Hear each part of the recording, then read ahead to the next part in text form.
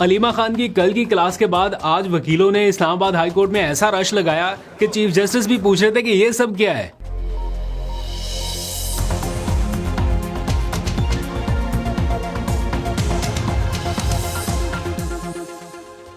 बिस्मिल्लाहिर्रहमानिर्रहीम, अस्सलाम वालेकुम। पाकिस्तान और दुनिया भर में देखने और सुनने वालों को अब्दुल कादिर का सलाम। पाकिस्तान में आज की एक बड़ी खबर इमरान खान के 2 केसेस से मुताल्लिक होने वाली समाअत है, जिसमें इमरान खान की दोनों दरखास्तें मंजूर कर ली गई हैं। जी हाँ, अल कादिर ट्रस्ट केस और तोशाखाना केस, ये 2 आखिरी केसेस जिनमें वो इस वक्त कैद हैं, उनसे मुताल्लिक दरखास्तों की समाअत हुई। उसमें क्या हुआ, अगर दरखास्तें मंजूर कर ली गई हैं तो फिर रिहाई कितनी दूर है, ये सारी डिटेल्स आपके जानने की है। प्लस इस्लामाबाद हाई कोर्ट के अंदर और बाहर आज वकला का अच्छा खासा रश रहा। कुछ एक्सक्लूसिव मनाजिर भी आपको दिखाने हैं और साथ ही इंटरनेशनल प्रेशर जो है वो भी अब बढ़ता जा रहा है। हमने देखा गुज़िश्ता रोज़ यूके पार्लियामेंट, बरतानवी पार्लियामेंट में इमरान खान के नाम की गूंज थी। जो मेंबर उठ रहा था वो इमरान खान के हवाले से डिबेट कर रहा था, स्पीच कर रहा था। उसके बाद इंटरनेशनल जो ग्लोबल कम्युनिटी है, यानी ग्लोबल सिविल सोसाइटी, वहाँ से आवाज़ें उठ रही हैं।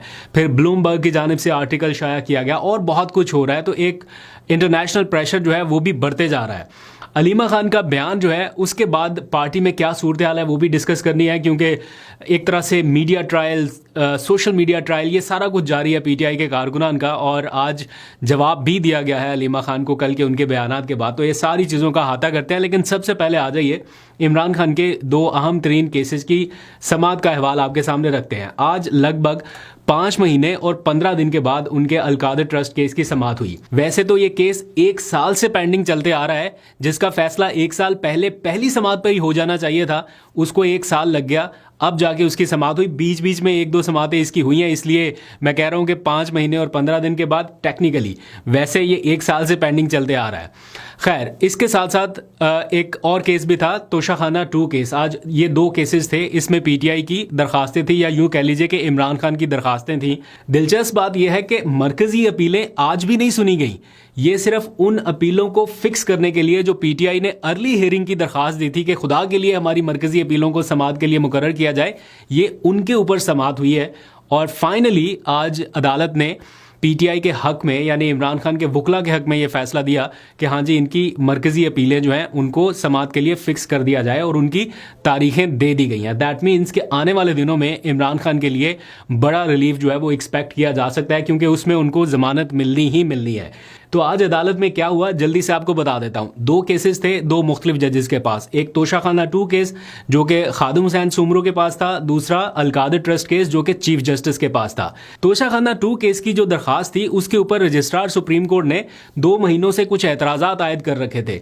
तो आज सलमान सफदर जब खालिद सुमरो की अदालत में पेश हुए तो वो एतराज़ात दूर कर दिए गए और सलमान सफदर ने बड़े प्यार से जज साहब से कहा कि आज हम पहली बार आपकी अदालत में पेश हुए हैं, तो हम खाली हाथ वापस नहीं जाना चाहते। तो खालिद सुमरो साहब ने उनकी जो दरखास्त थी वो एक्सेप्ट कर ली, एतराज़ात दूर कर दिए और तोशाखाना 2 केस को मुकर्रर करने के अहकामात जारी कर दिए कि आने वाले दिनों में ये केस मुकर्रर कर दिया जाए। लेकिन जो मेन केस था पीटीआई का या इमरान खान से मुतालिक, वो अल कादिर ट्रस्ट केस था, जिसकी तरफ सबकी नज़रें थी और वो चीफ जस्टिस की अदालत में था। जैसे ही ये केस की समाअत शुरू हुई तो कमरा अदालत अंदर से बाहर से भरा हुआ था। आज अलीमा खान, साथ में बाकी वकला, क्योंकि कल उन्होंने बड़ी सख्त क्लास ली थी कि कहाँ है वो और कहाँ है ये, तो वो आज बहुत सारे लोग जो हैं वकला बरादरी वो पहुँचे हुए थे और इतनी बड़ी तादाद में थे कि कमरा अदालत फुल हो गया। और चीफ जस्टिस ने भी पूछा कि ये सब क्या है। उसके बाद फिर सलमान सफदर ने सबको कहा कि प्लीज़ आप बैठ जाइए और फिर समाअत शुरू हुई। जैसे ये समाअत शुरू हुई तो बैरिस्टर सलमान सफदर ने चीफ जस्टिस को मुखातिब करते हुए कहा कि अब इमरान खान की जमानत का जो मामला है वो नॉर्मल नहीं रहा, बल्कि अब ये एक्सट्रीम अर्जेंसी का इशू बन चुका है और उन्हें फौरी मेडिकल ग्राउंड्स के ऊपर जमानत दी जाए। चीफ जस्टिस ने पूछा कि एक्सट्रीम अर्जेंसी का मामला कैसे, तो उसके ऊपर फिर बैरिस्टर सलमान सफदर ने उनकी आंख वाला सारा मामला, ऑब्वियसली उनके नॉलेज में होगा चीफ जस्टिस के, लेकिन for the sake of arguments या एक अदालती कार्रवाई के तौर पे ये सवालात जवाबात हुए और फिर सलमान सफदर उन्हें कन्विंस करने में कामयाब रहे कि ये एक अर्जेंसी है या हेल्थ इमरजेंसी जैसी सिचुएशन है, तो इसलिए इमरान खान को ज़मानत दी जाए और उनका जो मरकज़ी केस है वो समाअत के लिए फ़िक्स किया जाए, जो 1 साल से नहीं हो पा रहा या उसके ऊपर समाअत आगे नहीं बढ़ पा रही। तो फाइनली आज अदालत की जानिब से ये ऑर्डर कर दिया गया है और इमरान खान का ये अल कादिर ट्रस्ट केस जो है ये 11 मार्च के लिए फ़िक्स किया गया है। ऑल्दो के सलमान सफदर ने बार बार रिक्वेस्ट की कि ये चूँकि एमरजेंसी है या अर्जेंसी है तो आप इसको अगले ही हफ्ते फिक्स कर दें।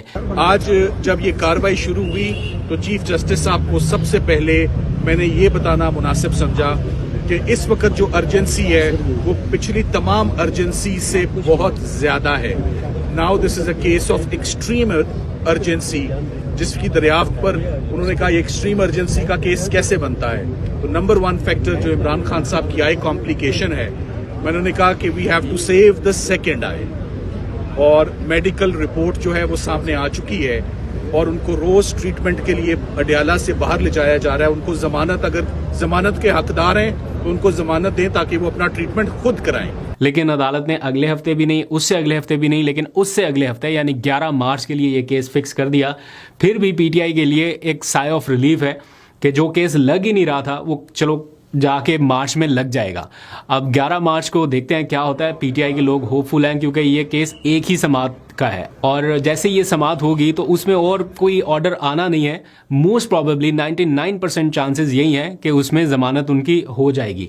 फिर रह जाएगा ये तोशाखाना 2 केस, जिसमें आज अदालत ने, खालिद सोमरू साहब ने ऑर्डर कर दिया कि ये केस भी फिक्स कर दिया जाए।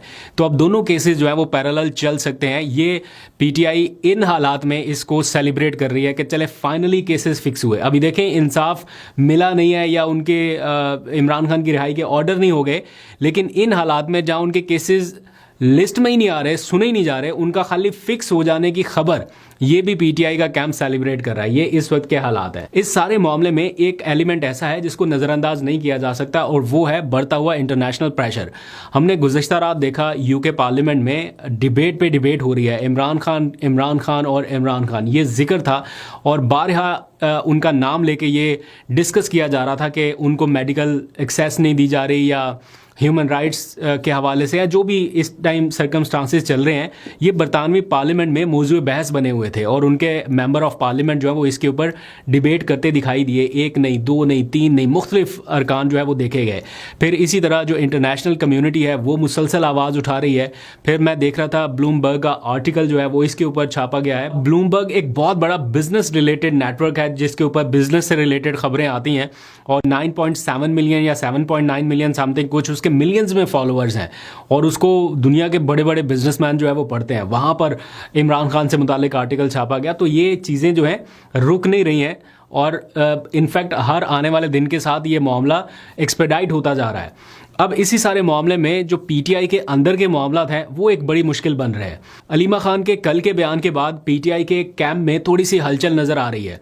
जाहिर बात है वो बाहर आके बता नहीं रही लीडरशिप, लेकिन एक तो वो उनके बयान से थोड़ा सा उनको लगा, धचका लगा कि नाम ही ले दिया सीधा सीधा और बहुत सारे लोगों के खिलाफ एक तरह से चार्जशीट आ गई। और प्लस जैसे उनका मीडिया ट्रायल शुरू हो गया, फिर सोशल मीडिया के ऊपर लोग मीम्स बनाने लग गए। या मैंने आपको कल के व्लॉग में भी बताया था कुछ अकाउंट्स ऐसे हैं जिनको मौका चाहिए होता है और वो फिर शुरू हो जाते हैं और वो बना बना के कंटेंट इस वक्त सोशल मीडिया के ऊपर डाल रहे हैं और पीटीआई की सीनियर लीडरशिप की अच्छी खासी तस्दीक करने की कोशिश कर रहे हैं। इसमें खाली पीटीआई से रिलेटेड अकाउंट ही नहीं, और भी ऐसे अकाउंट्स जो पीटीआई को नुकसान पहुंचाना चाहते हैं उनको एक मौका मिल जाता है और वो फिर देखा देखी इन्हीं सफ़ों में शामिल होकर नुकसान पहुंचाते हैं। तो जो टॉप टियर की लीडरशिप है वो कहीं ना कहीं ये समझती है कि एक तो हमें गंदा भी कर दिया गया, फिर हम ही से तवक्को है कि हम बंदे भी लेके निकलें और हर मुहिम में हम सामने सामने हों, तो इस तरह जो है वो थोड़ा सा मुश्किल हो जाएगा।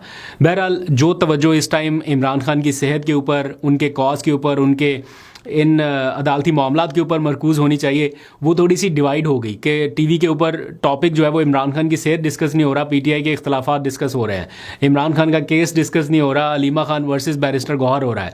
और आज बैरिस्टर गौहर ने भी रिस्पॉन्ड किया अलीमा खान को एक मीडिया से गुफ्तगू करते हुए, इंटरेक्ट करते हुए, और उन्हें करना ही था। वो चाहते तो अवॉइड भी कर सकते थे, या समटाइम्स होता है ना बंदा किसी सवाल का जवाब नहीं देना, लेकिन उन्होंने भी ज़रूरी समझा कि वो रिस्पॉन्ड करें इसको। और अलीमा खान ने एक क्वेश्चन पूछा था कि कॉन्फ्रेंस कॉल पे कौन था बैरिस्टर गौहर के साथ और कौन सी शख्सियत थी, तो आज उन्होंने कहा कि मैं बताना चाहता हूँ कि वो सुहेल आफरीदी थे। हालांकि दूसरी साइड से जो थे वो उनके बारे में पूछ रही थी कि उस साइड से कौन था, लेकिन उन्होंने बताया कि दूसरी साइड के अलावा मेरे साथ सुहेल अफरीदी थे। यानी वो बताने की कोशिश कर रहे हैं कि मेरे अलावा सुहेल अफरीदी को भी सब पता था और हम लम्हा ब लम्हा आगाह करते रहे और किसी स्टेज पे हमने ऐसा नहीं किया कि ये चीज़ पार्टी लीडरशिप को ना पता चले या अलीमा खान को ना पता चले। हर चीज़ जो है वो सुहेल अफरीदी के नॉलेज में भी थी, तो उन्होंने घुमा के बॉल जो है वो सुहेल अफरीदी की कोर्ट में डाल दी। तो बहरहाल ये पार्टी के इंटरनल मामला चल रहे हैं, इनको काउंटर करने की कोशिश कर रही है पीटीआई के। जब आज बहुत सारे और लोगों से सवालात हुए तो वो कह रहे देखे फोकस इमरान खान की सेहत पर रखे, इस बारे में हम बात बाद में कर लेंगे, लेकिन ये भी हकीकत है कि ये थोड़ा सा डैमेजिंग हो गया पीटीआई के लिए। अब थोड़ी देर पहले एक तहरीक तहफ़्फ़ुज़ आईन पाकिस्तान की टॉप टियर लीडरशिप का एक इजलास हुआ। उस इजलास की जो अंदरूनी कहानी है जो हमें मालूम चली वो ये कि हुकूमत से मुज़ाकरात आगे बढ़ाने के लिए मशरूत तौर पे कुछ चीज़ें तय की जा रही हैं कि अगर हुकूमत ये कर दे तो हम बातचीत कर सकते हैं। उनमें पहला मुतालबा इमरान खान की सेहत यानी उनका इलाज, और दूसरा उनको एक्सेस देना फैमिली तक। अगर ये करते हैं तो फिर हम थोड़ी सी बातचीत आगे बढ़ाने के TOR जो है वो तय कर सकते हैं या संजीदा एफर्ट कर सकते हैं। आज का एक पूरा एलामिया जारी किया गया है और उस एलामिया में बहुत ज़्यादा तो तनकीद ही की गई है हुकूमत पर, सिक्योरिटी के मामलात को लेके, दहशतगर्दी के मामलात को लेके और बहुत सारे इश्यूज़ को लेके। लेकिन जो एक पॉइंट उसमें बहुत अहम लिखा गया वो ये कि वफाकी हुकूमत सूबाई हुकूमत को भी एतमाद में ले और जो सियासी स्टेक होल्डर्स हैं उनको एतमाद में लेके एक कौमी पॉलिसी तश्कील दे। अब इस कौमी पॉलिसी में दहशतगर्दी का एलिमेंट भी आ जाता है, सियासी अंसर भी आ जाता है और बहुत सारी चीज़ें जिनके ऊपर सबको मिल के बैठना है। तो ये सारी चीज़ें जो है वो डिसाइड की जा रही हैं।